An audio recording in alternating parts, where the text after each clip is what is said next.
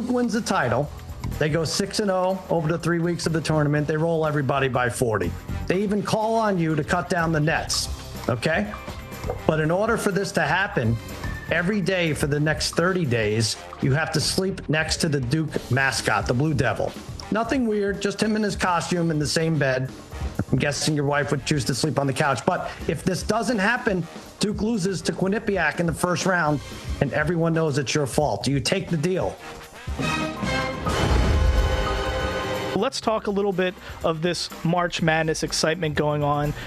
Who are you looking right now? I mean, obviously the talk of the town when it comes to college basketball is Cooper Flagg and Duke.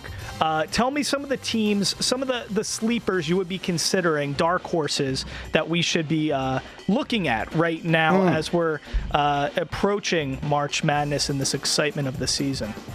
All right, sleeper. So like double-digit favorite, double-digit seed. Yeah. I would say, you know what? I'll give you Drake. Drake the rapper, maybe not has had the best year, but the basketball team's impressive. The Bulldogs have won the Missouri Valley Championship.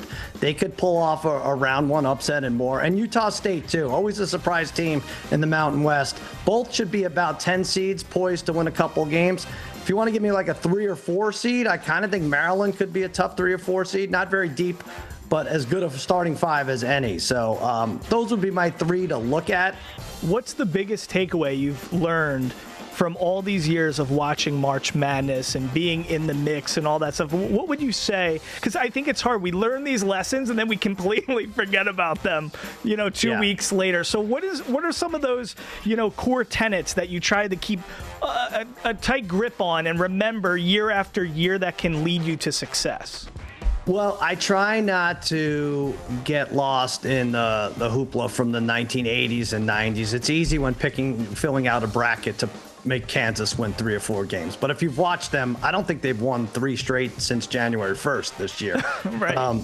Same with a team like maybe Arizona. You might just put the AZ because it's easier to advance in there. So I think you got to do some research. You have to take some of these up-and-coming teams. How long was Gonzaga good before you actually had them winning anything on your bracket? So just do a little research. It's all there for you.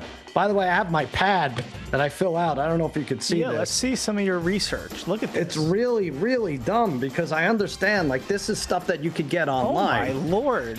You could see. This is Spectrum level stuff here. Yes, exactly. March 20th and March 21st, you're going to be hanging out at the Link. 4 p.m. to 10 p.m.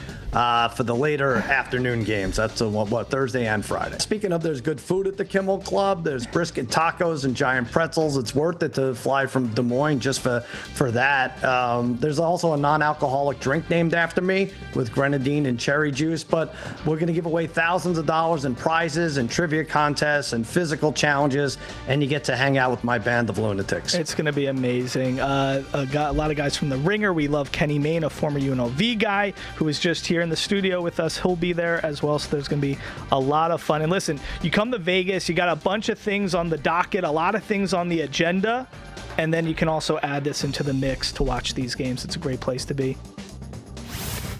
Still to come, March marks National Nutrition Month.